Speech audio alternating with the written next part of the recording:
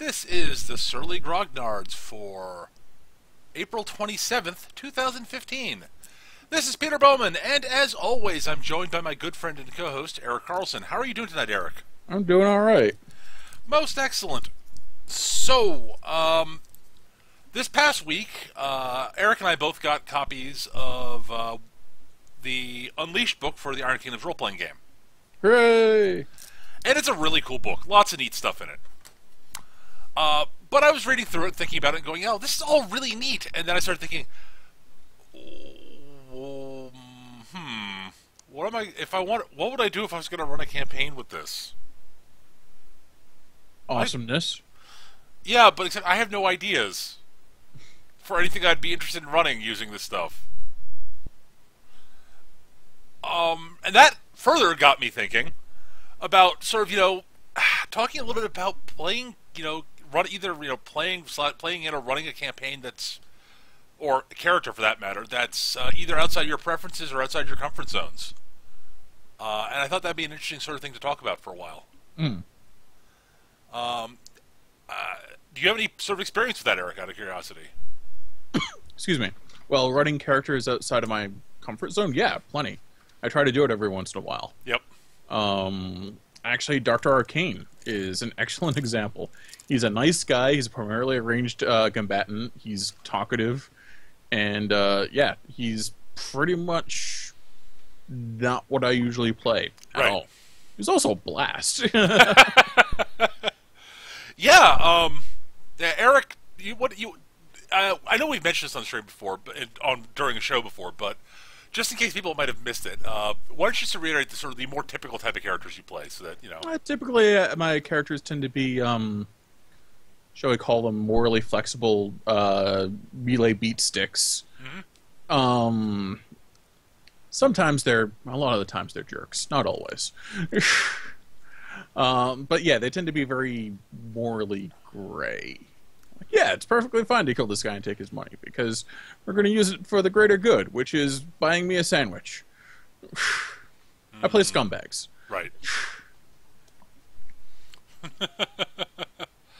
Right. But you also tend to focus primarily on melee beat sticks a lot. Yes, I mainly because I learned a long time ago that I really enjoy the melee beat stick. Right. But yeah, I've also done like the skill monkey rogue before. Yeah, I try to keep it fresh and try different stuff all the time. But yeah, my comfort zone is melee beat stick scumbag. Right. I'm trying to think of exactly how to describe these sort of. I mean, for characters, since I tend to game master more than I tend to play. Right. I'm trying to think of exactly to describe what my sort of typical campaigns are, because they do vary a fair bit, but they're typically unambiguously good. Really? Yeah, even the pirate game was more akin to Firefly than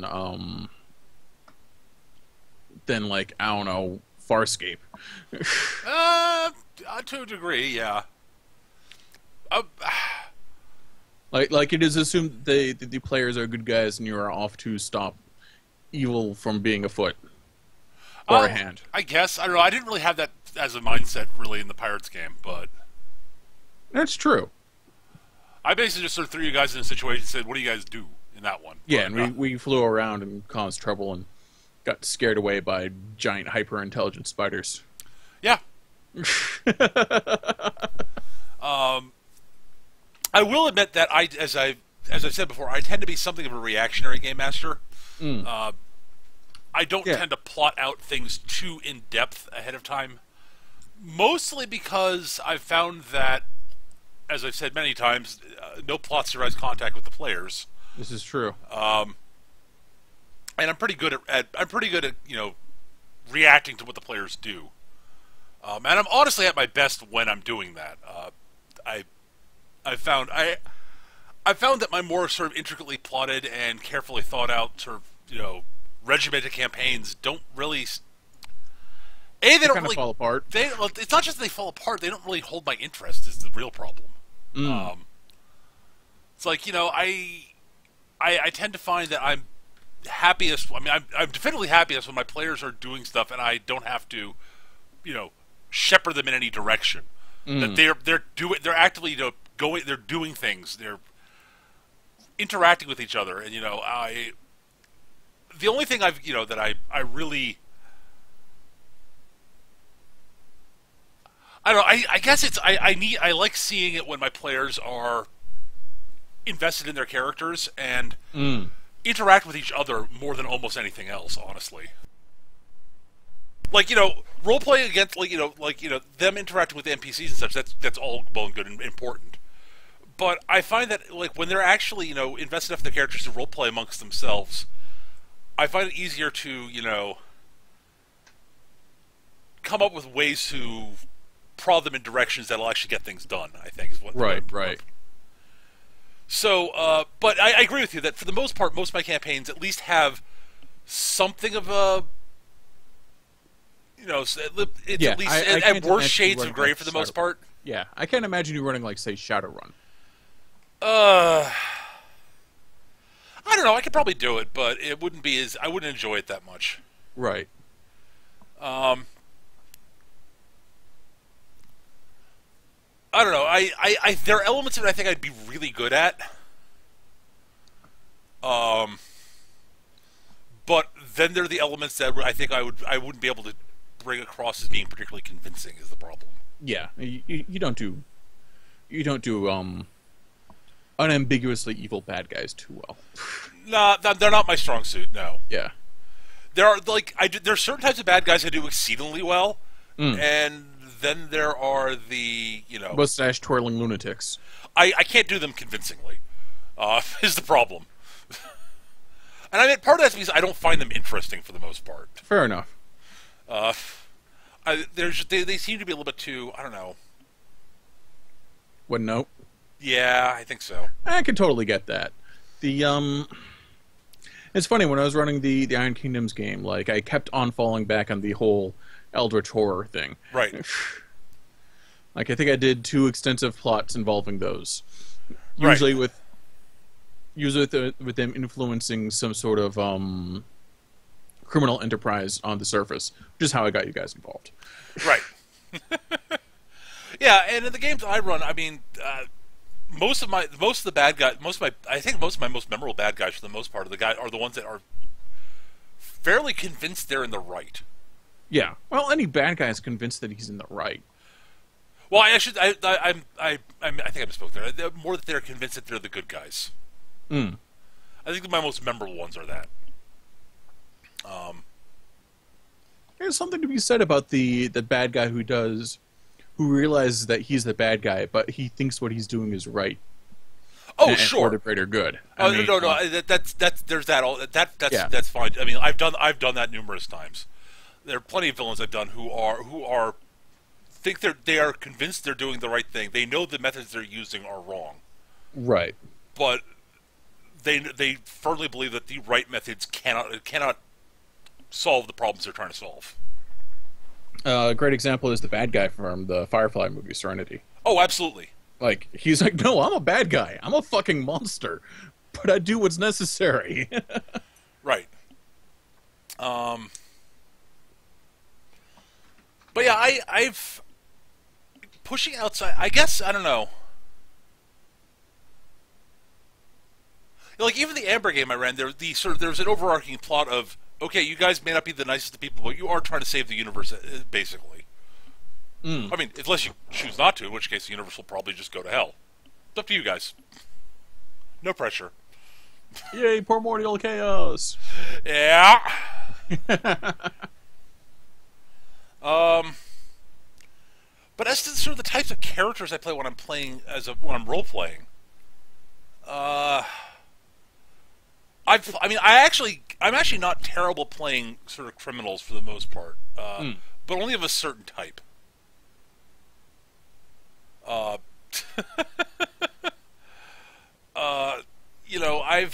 played crooks and con artists on more than a few occasions. Yeah. And I've played people who are stone cold killers, except they're not like, I'm trying to think how to phrase it. They're never really like, they get no pleasure from it. They don't they don't go out of their way to kill people. But it's if push comes to shove, yeah, I'll put a bullet in his head. Mm. Though a lot of those tended to be in more sort of military themed games, so not that surprising. Yeah, like those are more akin to what I play, but except rarely in whatchamacallit, military themed games. Like the Time of War Mech Warrior campaign that Chris ran that we played in for a little while. Yes. My character was, he's a mech warrior, but he's also a trained sniper. And there's a certain mindset that you have to be one. Mm. So I played that. I've done that. I said I played the con artist. I guess the only, I do occasionally do sort of, but as to sort of the style of combat I tend to, if for combative characters, which I've, of course, played a bunch because I played, D&D a lot. Right. I don't really have much of a real preference, I've found. I guess I sort of tend to sort of gravitate a bit towards support to a certain degree. I've definitely noticed you tend to gravitate towards support, whether that's just laying down suppressive fire with, like, friggin' large lasers, or whether that's hawking, like, alchemical grenades around and buffing people. Yeah, like the D&D games I played, I like leaders, but I also like playing defenders in D&D. Mm. But that's largely due to the fact that they're sort of melee support. They get in there right. they're there to tie things up and make sure that the battle goes the correct way. I guess I don't play many strikers really, so characters who are all about doing just pure damage. Yeah, you tend to play, to use the fourth ed terminology, you tend to play leaders and defenders. I tend to play defenders and strikers. Yeah, and I'll play controllers from time to time too because they're fun. Yeah. But though that said, I guess that sort of goes out the window when I'm playing like something like Champions. Yeah, the with superheroes, it's I'm very flexible in terms of the I'm willing to, I like playing ranged combatants. I like playing melee combatants. I don't generally play much in terms of sort of weird utility supporty heroes in the Champions games I played in, but yeah, and while I like support and I like seeing it be played, it's not really my bag. Yeah, and like to the point where like it does not occur to me to play support. And I probably should play support at some point, just to try something different. Just to try it out, yeah. Yeah. But I do occasionally go outside my comfort zone in terms of the types of character personality-wise that I would play. Eric knows knows of one at least that I did. And if that campaign had gone past one session, we might have seen where that went. Yeah. I forgot the character's name because we only played one session, so. But but everything else about him was pretty memorable. Yeah, the serial killer in the Shadowrun game. Yeah. Well, he wasn't a full-fledged serial killer yet. No. And he was going to be. Well, no, he was aware. The thing about him is he was aware that was a possibility with him, and he'd been trained not to be over time because he was a profiler, and he acknowledged that then from his standpoint it's like, okay, well, society's rules say that doing that is terrible and bad, and if I keep doing that, eventually I'll get caught and killed, and that's terrible. I know that I'll get caught eventually because I was one of the people who did that. And I know that people like me eventually screw up. Right. Fuck. So what the fuck do I do?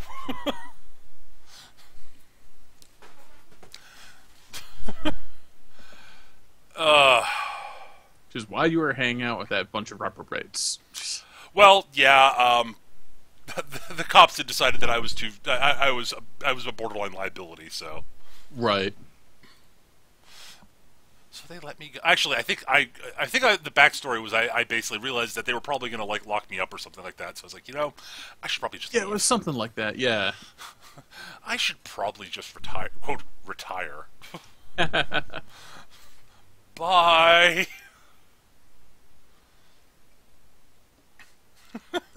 That was an interesting character. I have no idea where we'd have gone, where that character would have ended up going. Yeah, it was. Unfortunately, I just was not feeling that game. No. And yeah, it's just I could not make it work for me. Totally understandable. And Leland, of course, went and played the one thing that I was totally not prepared for, which was a dilettante college student doing it for fun. Right. I was like, how? I don't know how to deal with those in real life. How do I deal with them in game? Also, both Leland and Chris's characters were a little bit more power gamed out than you were hoping Than I was for. prepared for, yeah. I find I'm a lot better at handling that with a new system than I am with a system I know. Interesting. Like, when we were learning Iron Kingdoms, it was like, okay, I'll just crank out everything up to 12. I was running at 7, but clearly I need to double things. That the Iron Kingdoms game that you were running was interesting, just because we were all new to the system. We were all figuring out stuff as we went along. And as I've said before, I was probably the least optimized character in the group. But again, you were absolutely necessary. Yeah. Well, he was primarily. He was primarily, he was a support character in a lot of ways, in so much as you really can in Iron Kingdoms. I think he can do pretty decent support. We just haven't figured it out yet. The Oh no! If I started Alchemist Military Officer instead of Alchemist Bounty Hunter, he would have been better at it from the get go. Like I don't know. Bounty Hunter has a lot of. It's more of a skill monkey. That it is as it's a skill monkey as support for more combat oriented class. Yeah. Like Man-at-Arms or Rifleman or Cutthroat. Right. Yeah, I'd agree with that. Anyways. So, yeah, I do think, though, that there is a lot to be said for doing something outside your comfort zone, though. Oh, absolutely. And that's just one of the things I want to talk about is, like, Eric has more experience with doing it than I do. I mean, I've done it over the years because I've been doing this for a long fucking time. Right. And so I've pushed outside my comfort zone on many occasions in terms of game styles I've played and characters I've played. But it's been a long time since I've had to do it because I went outside there, and what it helped me do was really find a broader spectrum of things I enjoy playing. But also it sort of pointed out what I'm good at playing. So, I've had a fair bit of experience in sort of getting there, and so it's harder for me to find ways to push outside my comfort zone in ways where I haven't already tried to do it and know that I probably won't have fun doing that. Right. And that's the thing with me is I try pretty hard to. I have the thing that I like, and I go back to the thing I like when I want to play the thing that I like. Right. Which is fairly frequently, to be honest. Rook's an excellent example of me doing two characters whose personalities I don't usually do with right in a row with Dr. Arcane and Zarkov, and then playing Rook in the Iron Kingdoms game on the stream. Right. It's like, yep, I'm going to play a morally gray jerk that hits things with the halberd. Yep. But he wasn't a bad guy, really, is the thing. No, he wasn't a bad guy. But he was kind of a jerk, and he was foul-mouthed, and he was perfectly okay about lying about the expenses to get more money. Oh, sure. Yeah, absolutely. But, Rook was still, he still cared about his friends, which was Keyleth, and was loyal to his boss, and yeah. Right. And he knew he knew his job, and he was good at it, so. Yes. So, yeah, I'm just trying to think, I try every now and then to do villains, as I said, my weakness in running games is that I'm really bad at doing the more sort of classically evil villains. I'm just not good at making them convincing. I still do try to do them from time to time, just to try to get better at it.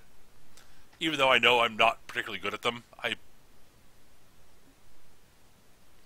I throw I almost you had a couple in the Star City game that were good. Yeah. Azazel and the Iron Lich both spring to mind. Yes, those are both distinct attempts to do. Azazel's probably more effective in terms of, like, the Iron Lich was just like, you guys didn't really get to what his actual plot and plan was, so you didn't get to see that aspect of him. And you didn't. But Azazel, you got to actually. Well, Azazel also went straight for the jugular right away. Yeah, well, that's because that's who because he's a demon. That's what they do. Yeah. I'm not gonna fuck around here. But the interesting thing is, so the Azazel's sort of big coming out thing was when he abducted Hippolyta, who was turns out was Dr. Arcane's girlfriend. Now the thing is, he basically abducted her, and Braid was trying to brainwash her effectively. Right. The thing was, this had literally nothing to do with Dr. Arcane. This was entirely because she's a powerful chaos sorceress. He wants her on his side. Or she's a potentially powerful chaos sorceress, and he wants her on his side. It turns out she's dating a superhero. Well, fuck. Oh, crap. God damn it! I hate it when that happens. Fine, maybe I can... Well, he's a sorcerer, too. Maybe I can corrupt... No, he's just pissed off. Okay, that's not going well. Crap. Well, this was a plan that didn't work as well as I was hoping. Well, this has failed. And I seem to have been banished from the area for a while. Well, fuck. Well, I got a year and a day to work on the next plan. Yep.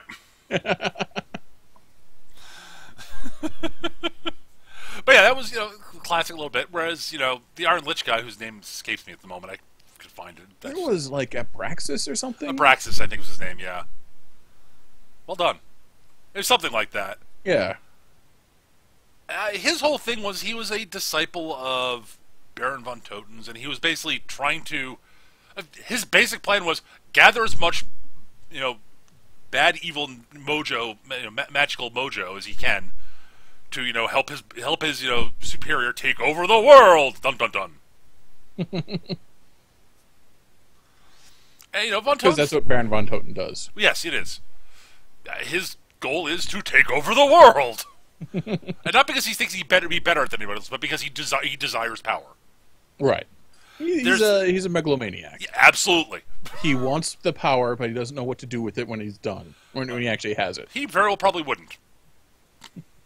He hasn't won yet, so... That's the problem, is he is not one of my classic, villains who are trying to conquer the world to try to make it a better place. No. No, he's just trying to conquer the world because it's what you do. Because I want to rule the world! Why? What will you do when you do it? Rule the world. Sit in a big mountain of cocaine. Not really his thing. Do that now, and I am.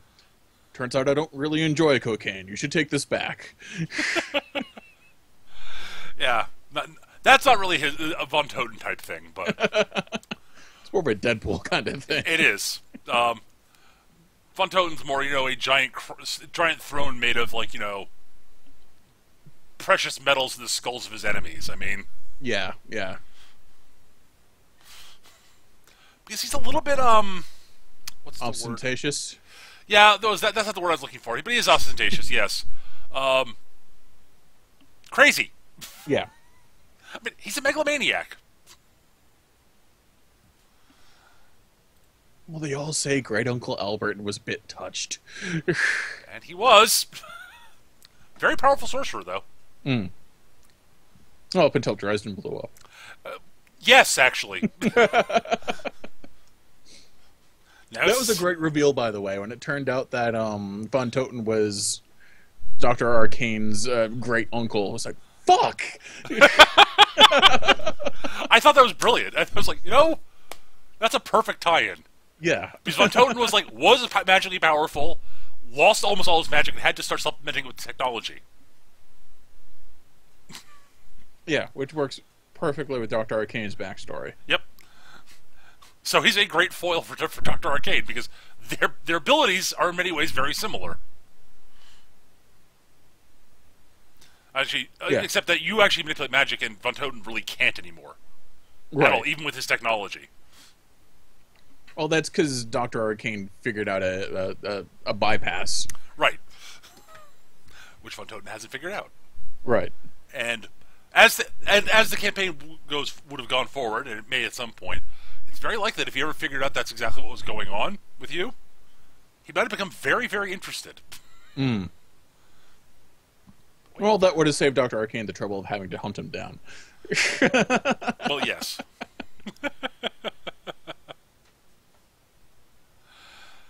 But yeah. But anyways, so going back to the whole Unleashed thing, I mean, I keep looking at it, and as I said, I think that there's a lot of really cool stuff in the Unleashed book. Yeah, there's lots of stuff I want to try out in there.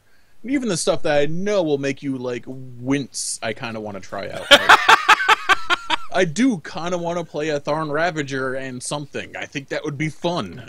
I would not do it in one of your campaigns because it'd make your head explode. Unless it was like, I could possibly envision trying to run a short-themed sort of, more sort of savage type thing where you actually could do that. But I don't think I could do it for more than, like, a few sessions. Yeah. Before I would admittedly lose interest.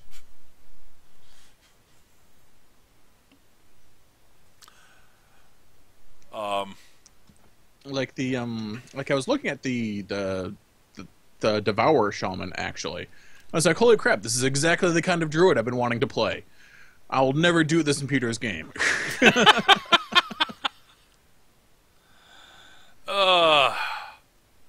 But yeah, but going back to the whole sort of, Unleashed thing. So, I mean, I do want to talk a bit about, sort of in theory, what I could do to run an Unleashed game that I would actually might enjoy running is the thing. Mm.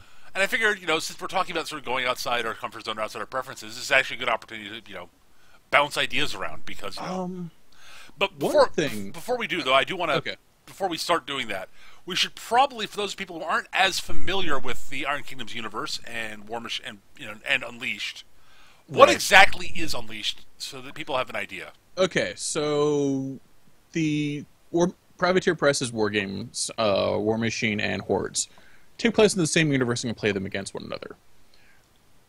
War Machine is very sort of like steampunk, sort of somewhere between like Civil War and World War I tech, with like plate armor alongside lightning cannons and weirdness like that. And Unleashed is much more, instead of giant steam-powered robots, they have big scary monsters. Right. And it's much more like the all the barbarians and savages and the not actually organized peoples that exist in between the cities and in the wilds. Right. So that's where Unleashed takes place. So you've got like your cannibal barbarians and your lunatic druids and your scavenger pig monsters all hanging out. Right. The power, by the way, I've determined are exactly orcs. Fit the same ecological niche in Warhammer Hordes as orcs do in most fantasy games. Aha. I've just figured this out. I think it's awesome and explains why I like them so much. They're the disorganized, kind of angry raiders that can be convinced to play nice every once in a while, but aren't very good at organization, and they like to scavenge everything. Right. Well, there you go. So, but anyway, monsters. Yes.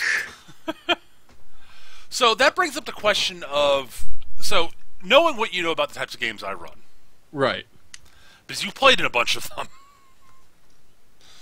At this point, God, it's been a long. We've been doing it for many years, so let's put it that way. Long time, yeah. Yeah. 10 maybe. I think.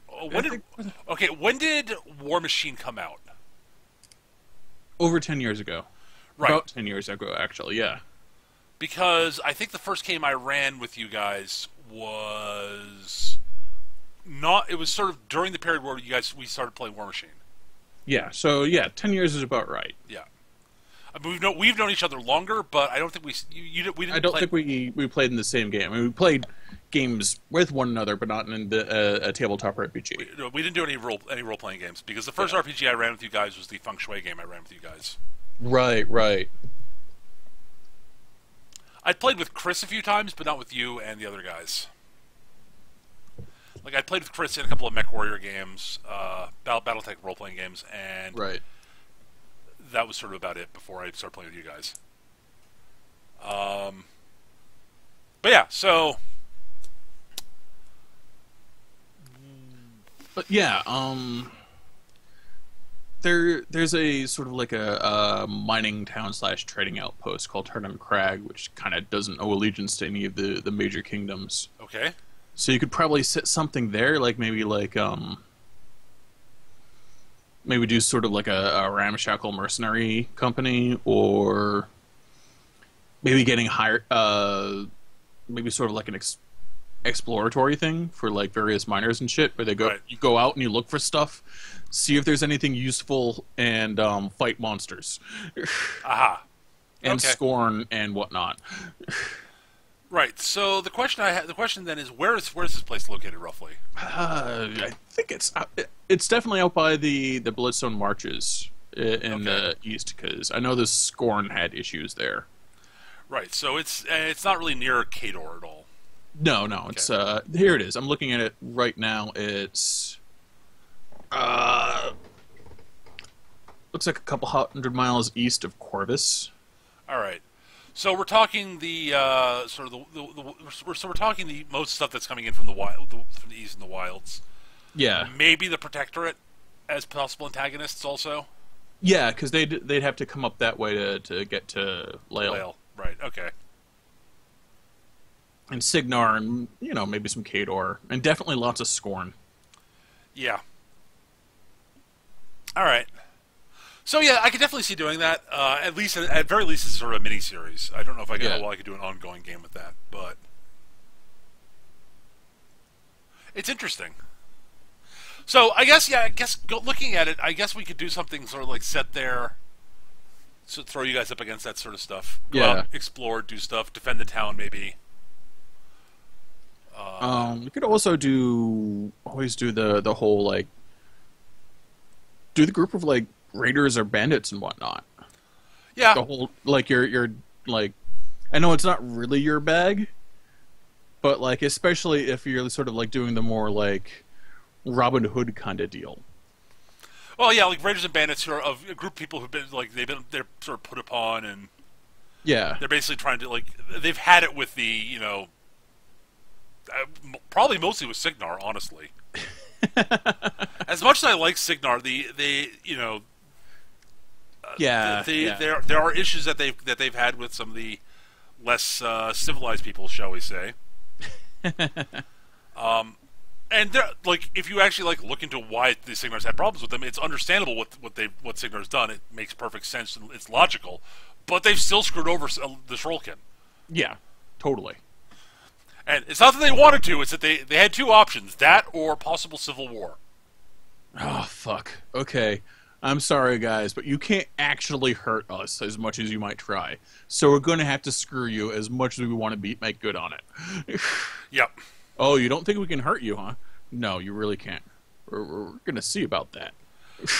We were afraid you'd say that, but even if you can hurt us, it won't be as bad as what would happen if we had a civil war. Yeah, because, you got, like, crazy religious fanatics to the south and crazy imperialist not Russians to the north. And, oh yeah, the undead pirate fleet's led by a dragon. So, honestly, you're, like, at best, you're like fourth on our tier at best. You're, like, fourth on our list, so, sorry. Yeah, doing the whole Robin Hood thing I could totally see that. Yeah, that could work. Like raiding villages and like military outposts for supplies for your droogs. Yep, that's distinctly possible. Yeah, especially and you can always escalate the thing by having actual military patrols come looking for Well, us. absolutely. Oh, well, I mean, especially, I mean, if you're doing the whole Robin Hood thing, you'll eventually have prices on your head. Like the military will be Yeah. after you, and there'll be some military. There might be some of them who are at least somewhat sympathetic. They're like, yes, we're after you because it's our duty. We actually kind of agree with you, but we can't have you doing this. Yeah. Or you could always just set it like way the fuck in the wilds, like far, the fuck away from civilization, and do your classic D&D thing. Right. Like, go explore this ancient Orgoth crypt. What's an ancient Orgoth crypt doing 300 or 400 miles away from, like, the nearest road, much less town or city? Wouldn't you like to know? But you're gonna have to go in there and get the cookie. But I don't want that cookie. You have to get the cookie because the shaman said he needs it for this other thing. Possible. It's something to think about. And it turns out the shaman's insane, all that other stuff. Yeah, I find the idea of either the sort of bandits or the guys sort of operating like doing explorer stuff or operating on the town type stuff interesting, somewhat possible. The thing is that like if it's tied to like a town, how do you tie in? I mean, like what how do you tie in some of the more savage races? I know some people would be interested in playing. Like like I could like the Trollkin, the Pharaoh, and their Nist that's available in Unleashed, and I know. I'm pretty sure they must have a section in Unleashed about Terran Crag. I haven't looked it up, but I've always had, like, in the other stuff I've read about it, it's always struck me as sort of a weird, like, okay, corral, anything goes kind of place. Right, but that's not my thing. It's like, for instance, like, assuming that I want to do is like an adventure where Turning Crag's like in danger, and I need the players to actually help save it. What would beyond like wanting to help the people they've been working with, like a gator, like if someone was playing a Gator Man, why the fuck would he care about Turning Crag? They've got the best children to eat. Yeah, see, that's not really a good reason. I think it depends on the Gator Man, honestly. You It could always does. just give him. You could always just pay him in stuff. But like like that Boker Bone Grinder I showed you that I cooked up. Yeah. Like you could totally just bribe him with alchemical weirdness and magical doodads. Mm-hmm. I was just thinking that like it's one of those things you have to plan out a bit, so it's like Yeah. all right, I need I need some of these people, everyone to have some sort of actual connection to the town in some Oh, you way, could totally just do the freaking whole Seven Samurai thing. Oh, Unleashed is all for the fucking Seven Samurai. Yeah, you're right. Holy honestly. shit. Okay, yeah. God damn it. I could probably do that. In fact, I know for a fact I could do that. It's just all about the Seven Samurai. That's what you do. Done. Oh my god. It's not like I've run the Seven Samurai as sort of an intro adventure for multiple different campaigns in multiple different systems, but I have. Let's see, I've done it for a GURP Sci-Fi campaign. I've done it for Feng Shui twice. Once modern day, once in ancient China. It's bad luck to hit a monk. Yeah. Actually, twice in ancient China. Now that I'm thinking about it. Well, once in ancient China, once in sort of 1850s China. Yeah. Let's see, what else have I done it in? I've done it in D&D. Have not done it in Champions because that doesn't really work there that well. Yeah, not really. It's almost like the reason I've been able to do it that sort of way is because the Seven Samurai is a story that's been retold in a bunch of different genres over and over again. Because it has. We've talked about that on the show before. Because it's a really good story. Yeah. There's the Seven Samurai. There's the Magnificent Seven, which is Seven Samurai in the Wild West.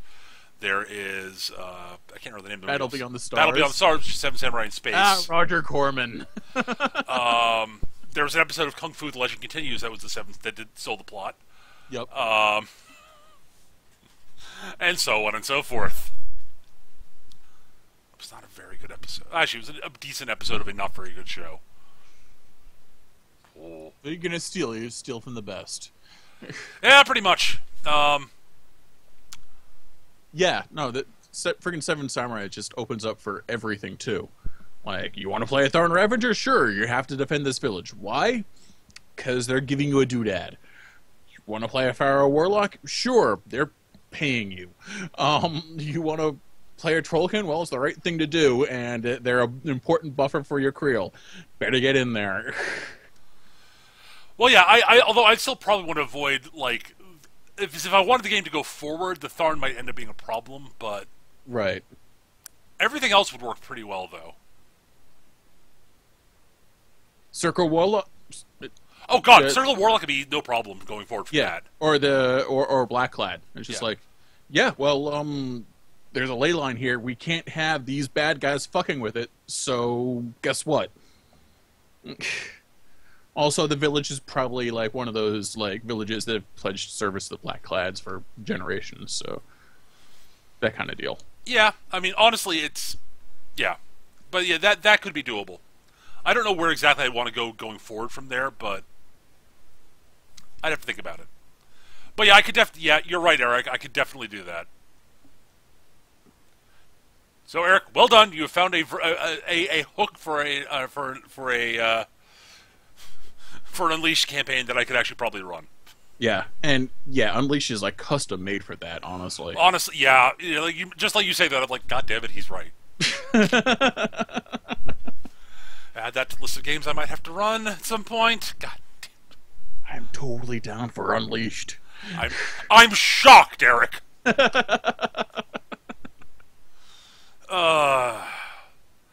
So yeah, Unleashed has got a lot of really neat stuff. I mean, we mentioned, you know, and doing that would be taking me somewhat outside my comfort zone because I don't do a lot of in the wilds type stuff. Yeah. I tend to like having more of an anchoring with the backbone of civilization. It's just what I've found over time I prefer to do. That said, I could totally see doing that. I could totally see that being a lot of fun for at least for a while.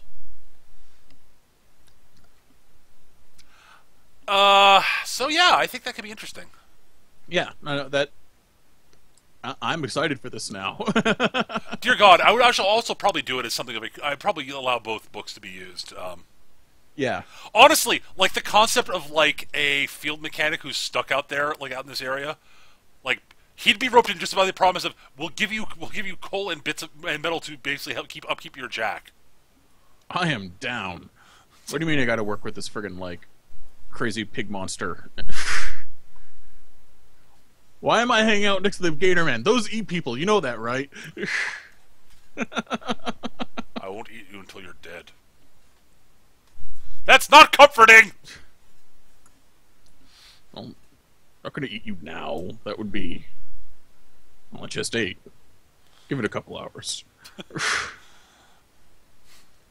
I'm not working unless he promises not to eat me. I won't make that promise. Can't make that promise. What, is something wrong with you? What, you got like a disease or something? Or you like... Yes! You had the palsy? That's exactly it! If he's got the palsy, then why the hell is he here? So I can make that metal monstrosity work properly. I can't eat that. Nope. But I'm willing to try. See, that could be kind of funny.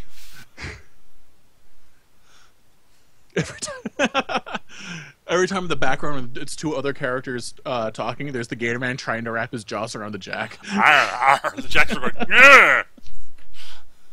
Stop that. Stop trying to eat the jack! But I'm hungry!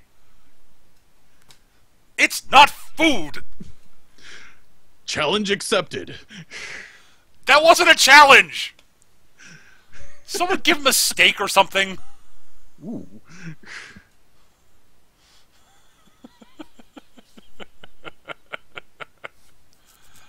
At any rate, let's see. So yeah, I think that definitely has some promise. Since we're not, I mean, we do have some time. We have one question I do want to answer, but we do have still have a bit of time. I just want to sort of spitball like a player character group for that. Just like even though like off just like random like. Okay. So using both books. Using both books? Okay, Yeah. how about the the Adventuring Scholar and Venturing Scholar Soldier, So, or Explorer Soldier. Explorer Soldier, okay. Um, I could see that. yeah. Um, Aristocrat Rifleman. He's a big game hunter. Actually, Aristocrat Monster Hunter, Eric. Yes, there you go. Yeah, that's your big game hunter. I'm not sure how well he gets pulled into. I mean, I guess. The question they got to be people who are because the primary hook for the Seven Samurais is that all the player characters are down on their luck to a degree. Yeah, it's true. So maybe not the Aristocrat. Aristocrat doesn't work, but like a Monster Hunter, Monster Hunter, Monster Hunter, say Rifleman, Sure. that could work, Or Monster Hunter Bone Grinder. possibly. Especially if they're being attacked by something with War Beast, because he's like, yes, that is exactly what I want to fight. I would do this for no pay. I shouldn't have said that out loud. I'm a bad negotiator. The aforementioned Black Lad. Yes, so it'd be a Blackclad. It'd be a Blackclad. I don't know, Black Lad. There are all sorts of things you could do for a Black Lad. Black Lad Warlock, Black Lad, Black Lad Archer, Black Lad Wolf of Ouroboros. Yeah, maybe. I'm tempted to. I'd be tempted to combine it with another caster, but Sure, Black Lad Bone Grinder, Black Lad Sorcerer, Black Lad Stone Sorcerer, yeah, I was thinking something along those lines. or Storm Sorcerer, because then you'd be Kruger. Something along those lines. Yeah, I could definitely see that, especially a Blackclad who's got more of a, who's not quite as combative towards Yeah. outsiders as some of the other Blackclad druids are. But yeah, like a Well, sorcerer. they can't be master manipulators if they're combative towards outsiders. Well, yeah, you know what I mean, though. I know what you mean. Not quite as much of a dick. How about that? Gotcha. I would not expect him to not be a dick. Because he's a Blackclad, it's sort of part and parcel with the job. Oh, the character Skitch was talking about, the priest of Nisser Risovas. He's basically a Nis paladin. He's by definition down on his luck. Right, exactly. I was just thinking exactly that. Yeah, that would work. The rest of our sort of Nis knights, Yeah. kinda, with like samurai elements to them, and they're kind of screwed. Yeah. Any pharaoh, Yeah, any pharaoh, most Trollkin will work. you could probably swing the Tharn if you really try. Yeah, and a Gatorman fits in the Toshiro Mifune role perfectly. Yeah. A Gatorman who's like trying to he's decided that he wants to ape the more sort of noble, the somewhat like more noble, to prove he's as good a warrior as like the more organized savage races out there. Yeah, like a Gator Man, like warrior, maybe chieftain, something like that. But actually, I wouldn't go with chieftain. Chieftain's a little bit too reserved for that position, for that role. He's because the chieftain should be the chieftain fits in the role for the older lead samurai from the movie. Right. So maybe brigand. Yeah, like brigand or something like that. Warrior plus brigand or scout or I don't know, something along those lines. But he's big and tough and likes to think he's more badass than he is. Yeah, a little bit more badass than he is, and he's and he's badass because he's a fucking Gator Man. I'm naked and still tougher than you. As a random aside, Eric, I was sort of looking mechanically at stuff. Gatorman's Stone Sorcerer is one of the most terrifying things ever. Oh, geez, yeah, because Storm Sorcery lets you just totally just bypass their big weakness. Well, it's not just that, Eric. The +1 physique with increased cap at every tier. Oh, you're thinking Stone Sorcerer. Stone, that's what I meant. Stone, yes. Yeah. Oh, yeah, yeah. Like, holy shit. Yeah, either Stone or Storm. Either would work. Both have their own advantages. The Storm Sorcerer makes them faster, which gets by one of their weaknesses. And Stone makes them like, okay, I'm just going to double down on my advantage. Oh, jeez. Stone Sorcerer Warrior. Yeah. Take shield and, like, laugh at everything. Max out their friggin' physique, and they're going to have, like, friggin' Kate or Clamjack levels of armor. Like, seriously. It's terrifying. Yeah, you could have 18 armor to begin with if you really want to. Yeah. And still have another stat point to throw somewhere else.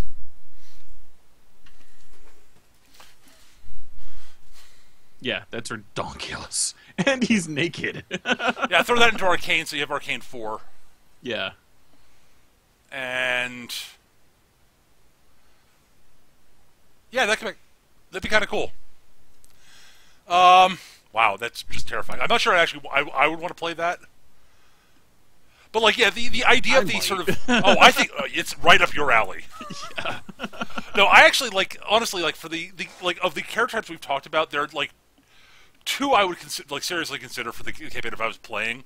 One is that sort of the Toshiro Mifune Gatorman idea. I think that, like a Gatorman who's trying to prove that he's part of his thing is he's trying to prove the Gatorman aren't cold-blooded eating machines. Right. Like there's more to us than that. We're capable of empathy. We have culture. But Mifune's character is a peasant trying to pretend to be a samurai. Yes. So you got to be a Gatorman. He's got to be pretending. Which is why he's the best character, honestly. Well, he's one. It's him and the older samurai guy who's the guy the guy who's leading the whole thing, who's also awesome. He's also one of the few who survives. Spoiler: most of the Seven Samurai die in the movie. Ching. Was that movie like 60 years old now? Older than Spoiler. That. I think it's older than that. Dear God, how old is that movie? I'm gonna look that up right now. That came out in 1954. Yeah. So you're right, actually. It's 61 years old at this point. Yes. Oh my God, Eric! It came out on April 26th, 1964. So yesterday would have been the year it came out, the 61st anniversary when it came out. Wow, I'm kind of surprised there wasn't some sort of hubbub about the 60th anniversary of Seven Samurai. Yeah, last year? I know, I'm too. Or even like 10 years ago. Yeah. That it was his 50th. I mean, if it was, I missed it. Damn. But that's like literally one of my favorite movies of all time. It's a great movie. I mean, you need an afternoon, but it's a great movie. It's 3 hours. It's 207 minutes long. If you haven't seen The Seven Samurai, go watch it. Yeah. Absolutely. Seriously, it's... And as much as I love a bunch of the derivatives of it, you really should watch the original. It's amazing. There's a reason why it keeps on getting remade. It's a great story. Kurosawa was one of the greatest directors of all time. Yeah. And hands down.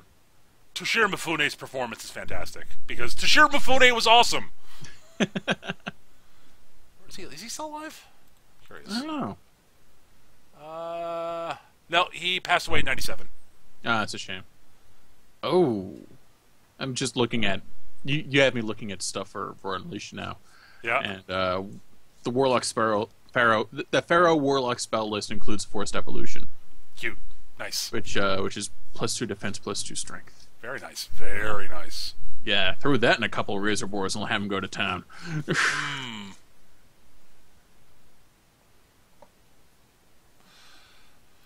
All right, so just like what we're talking about here, like this example of what we've been doing, like just trying to step outside the bounds of what I'm usually comfortable running has gotten my creative juices flowing. This is why stepping outside your comfort zone and your normal preferences in role-playing games is a good thing. Trying to do that every now and then really will help you refocus, even if it helps you refocus on what you normally play. Yeah, absolutely.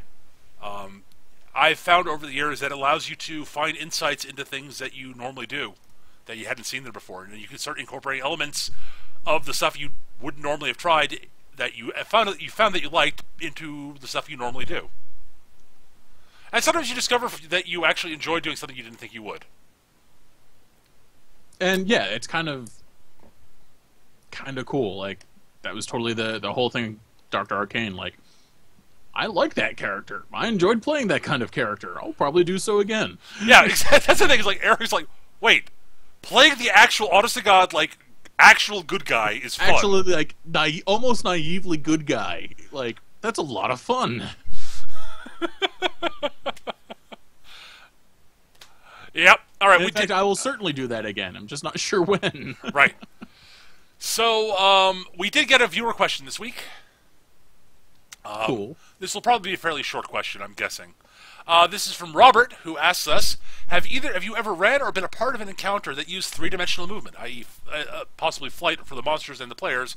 And if you have, how was it handled? Okay. Using flight, yes. Yeah. I've played a lot of superhero games, so kind of part and parcel. You kind of have to. I mean, superheroes in flight is like, you know... Yeah. I don't remember much about the encounter because it was ages ago. But I remember playing in a sci-fi game, not even sure what system, but like a zero-G brawl. Oh, that's awesome. Fading Suns, I was playing the six-limbed cat monster thing that was available for one of the races, and borders on our ship, and gravity was out. And yeah, the crazy melee monster. And suddenly I don't no idea what I'm doing because I'm not trained for zero-G. Right.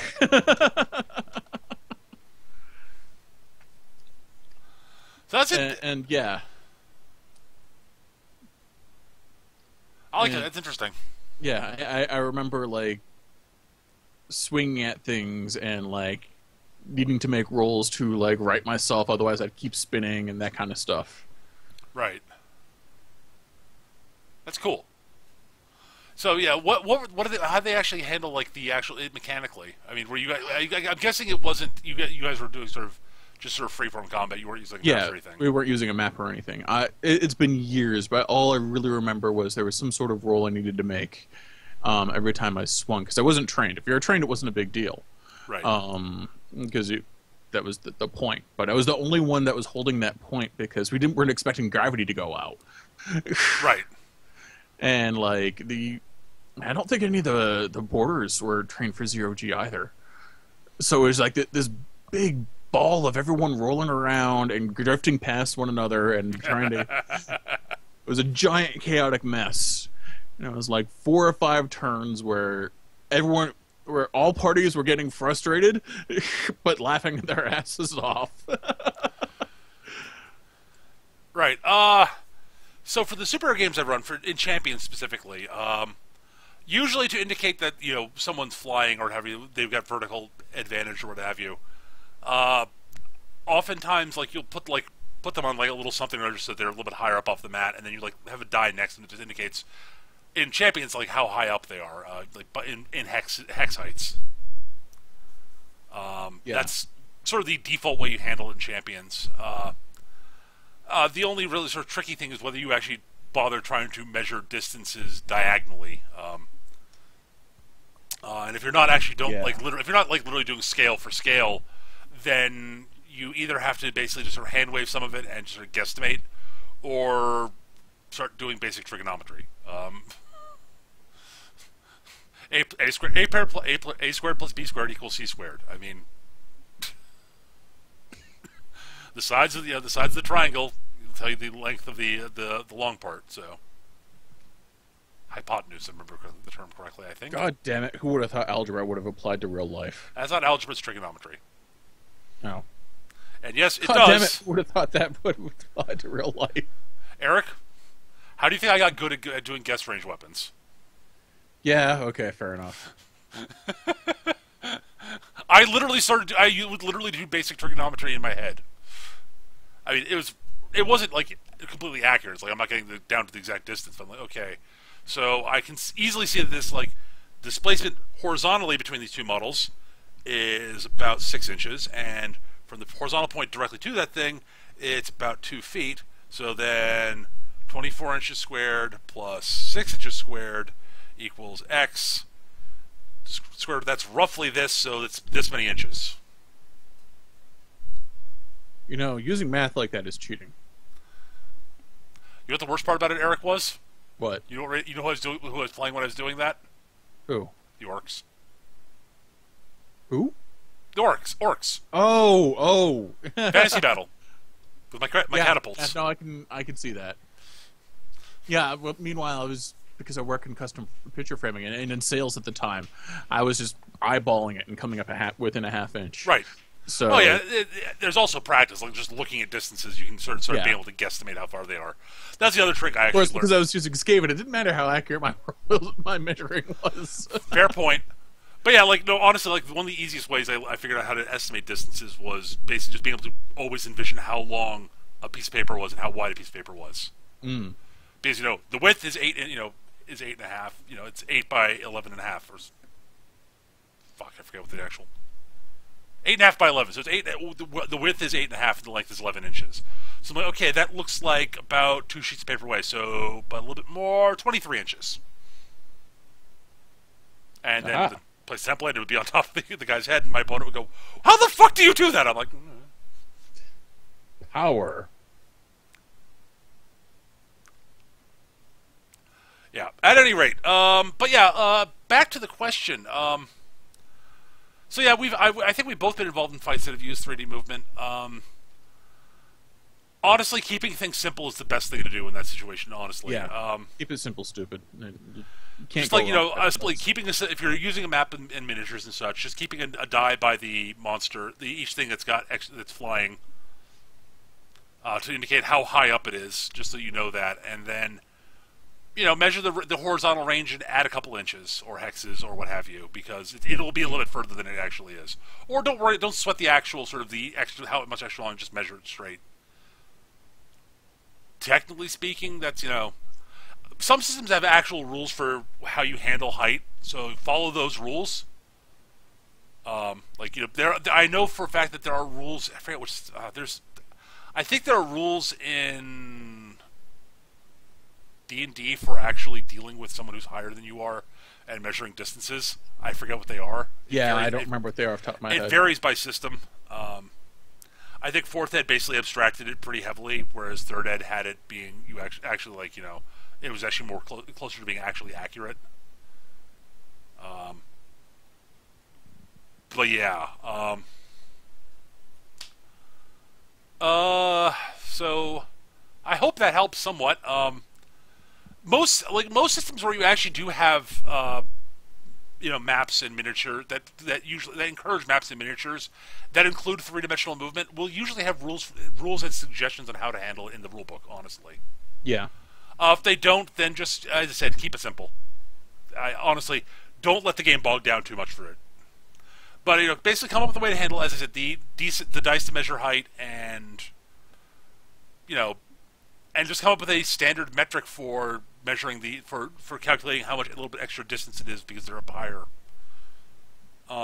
Just as long as you're consistent with it, it'll work out. Mm. Because honestly, consistent ruling is more important than keep trying different things until you get it actually, quote, accurate, in my opinion. Unless you're really in a more very simulationist group, in which case, honestly, break out the calculators and do the math. I mean, literally. If you want to do it like this, fine, we'll do the fucking math. Honestly, if you've got a calculator, figuring out what adding the, squaring the distance horizontally, then adding the square of the distance vertically, and then hit the square root button. It won't take you very long. You just said words. I'm pretty sure they're a different language. Yes, they're mathematics, Eric. Yeah, to an entirely different language. Technically speaking, kind of, yeah. Exactly.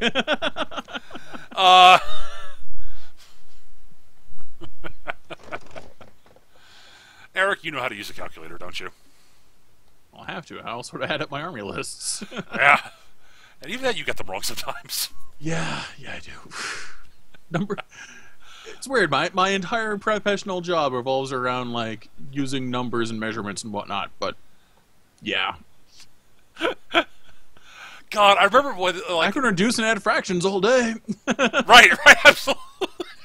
Like, I remember, like, in one of the GURPS campaigns I was running with you guys, I think it was the MechWarrior campaign, we were, like, we were helping someone retotal their character because they'd lost their old character sheet.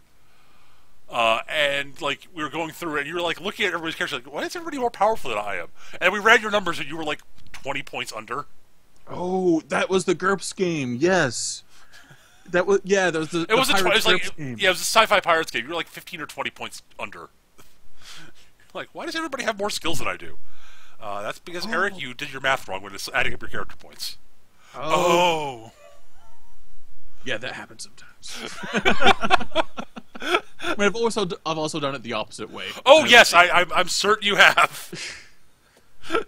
Why, Eric, why is your character more powerful than everybody else? I don't know, you said your points. I thought I just, like... I just picked, like, good stuff, I guess. Maybe, let me do the math again. Oh, I'm 50 points over. Oops. Sorry? Anyways, guys, thank you so much for watching tonight. I think that's going to do it for tonight. Any last thoughts on sort of playing things outside your comfort zone or outside your preferences, Eric, before we go? You should do it. Just to keep yourself sharp every once in a while. I'd agree with that. Yeah, honestly, keep yourself sharp, and honestly, it's a great way to sort of reinvigorate your sort of creative juices, to be totally honest. Yeah. And sometimes you end up really liking it. Yep, exactly. Look at Eric and Dr. Arcane. Dr. Arcane is almost the Dr. Arcane's like one of my favorite characters now, and yeah, if someone had pitched that personality to me, like, before I hit up on it, I would have gone, nah, not for me. And now Eric knows that he enjoys playing that character type. Yeah. Anyways, guys, thank you so much for listening to the show. I hope you all enjoyed it. I hope you found something useful in what we were talking about, or what have you. At least, I hope you found us entertaining, at least. Yes. If you enjoyed the show and are listening to the recording on YouTube, do hit that like and subscribe button so you'll know when new episodes go up. If you are listening to us live, we love our live audience. Hey, live audience! We record the show every Monday night at 7 p.m. Eastern here on twitch.tv/MechaGM. And you can just hit follow on the channel. You'll know when the stream's going to go live. When the stream goes live, I should say, in theory, if Twitch mail is working properly. I also tweet out when the show's going to go live. So if you follow my Twitter handle, which is @MechaGM, you'll see when I tweet out when the show's going to be when bringing the stream up. And we, as you've seen, we try to save time at the end of each episode for viewer questions. If you have questions you'd like answered on the show, feel free to email us. Our email address is surlygrognards@yahoo.com, surlygrognards@yahoo.com. Or you can hit us up on our forums, which you can find at mechagm.forumer.com. If you've got show topic suggestions, which we adore because they're awesome and they make things easier for us. Yes, they do make things much easier for us because we don't have to come up with show topics on our own. Also, it means that we're basically addressing things you're interested in hearing about, so which is it's a win-win. So send show topic suggestions to us. We love them. Also, if you have feedback for us, constructive criticism, things we do, things we need to improve, or even things you really like about the way we did the show, let us know. You can send it to us via email. You can send it to us on the forums. Hit me up on Twitter. Post a comment in the YouTube recording. All that works brilliantly. And I think that's it for this week. That's the spiel, right? I think so, yeah. Excellent.